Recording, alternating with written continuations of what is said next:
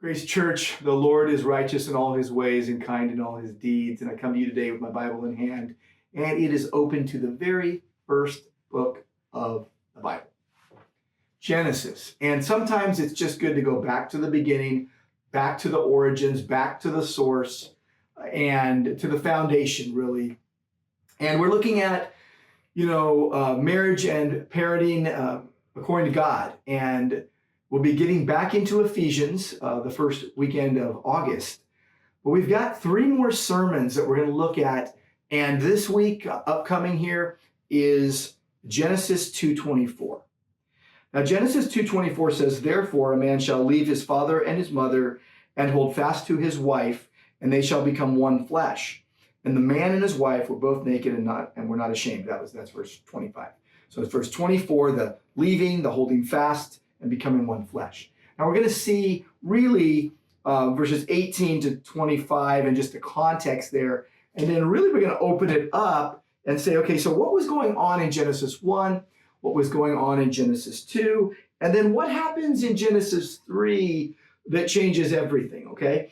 But I want you to also see on Sunday with me, not just the beauty of marriage as God ordained it and designed it and empowers it, but the beauty of the gospel, that gospel seeds were getting planted in Genesis 1 and 2.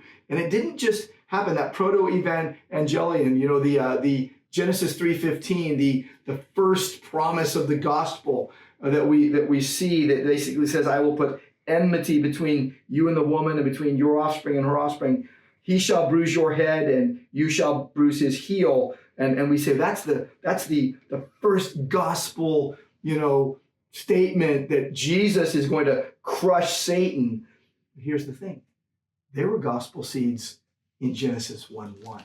And it's going to be fun to show you just how, and really point out how God was working all of this out from the beginning. And this is the part that's mind-blowing, I know, even that the gospel was in the heart and mind of God before the scriptures were given. Anyway, there's going to be a lot more. But we're looking at marriage and parenting according to God this week.